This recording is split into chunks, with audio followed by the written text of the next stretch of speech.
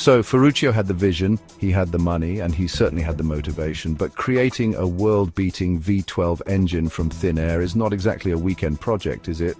It requires proper genius.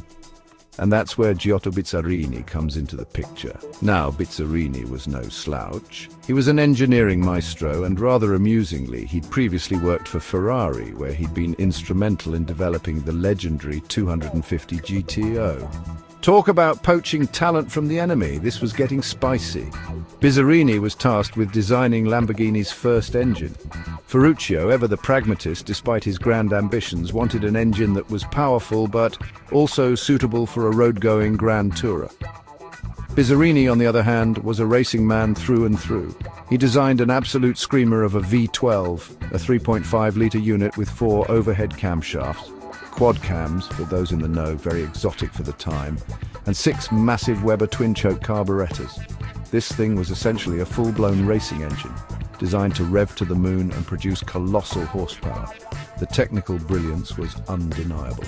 The quad cams setup allowed for better breathing at high revs, meaning more air and fuel could be crammed into the cylinders, resulting in bigger bangs and therefore more power.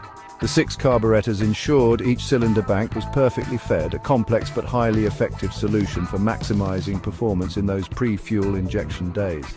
Bizzarini's initial design was reportedly capable of producing well over 400 horsepower at an astonishing 11,000 RPM. This was serious stuff, far too wild for Ferruccio's intended GT car, which needed to be a bit more civilized. So the engine had to be detuned slightly for its first home, the beautiful Lamborghini 350 GT, launched in 1964. Power was pegged back to a still very healthy 270 to 280 horsepower at a more manageable 6,500 RPM. But even in this tamed form, it was a masterpiece, smooth, powerful, and with a soundtrack that could make angels weep and devils cheer. Imagine the sheer audacity, a tractor manufacturer on his first attempt, producing an engine that could genuinely challenge the established supercar hierarchy. It was a stunning debut, a 12-cylinder declaration of intent. The arrival of the Lamborghini 350 GT, powered by Bizzarini's magnificent V12, didn't just make a ripple in the automotive world, it caused a full-blown tsunami. Suddenly there was a new player in the supercar game, and they weren't messing about. This wasn't just another small Italian upstart. This was a serious contender with serious engineering. The engine, in particular, drew gasps of admiration. It was sophisticated, it was powerful, and it sounded utterly glorious. Lamborghini wasn't just on the map, it had redrawn it with a very bold, very loud marker pen. That original 3.5-litre V12 became the bedrock, the very soul of Lamborghini for decades to come. It was the engine that powered the impossibly beautiful Miura, arguably the world's first true supercar, where it was famously mounted transversely behind the cockpit. Then came the Countach, a car that looked like it had landed from another planet, still propelled by an evolution of that same V12, now bigger and even more potent. The Diablo, the Murcielago, and finally the Aventador. All of them carried the torch, each generation pushing the boundaries of V12 performance further and further.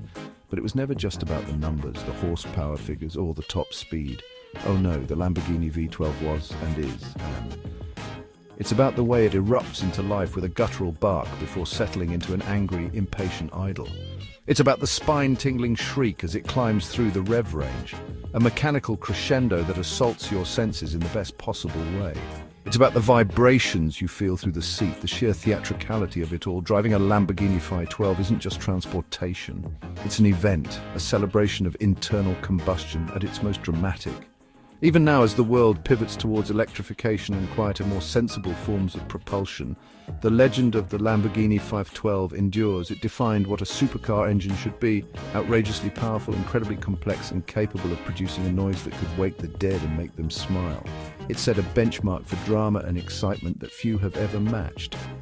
The roaring revolution that Ferruccio started with that first magnificent 12-cylinder beast continues to echo, a thunderous reminder of a time when engines had soul.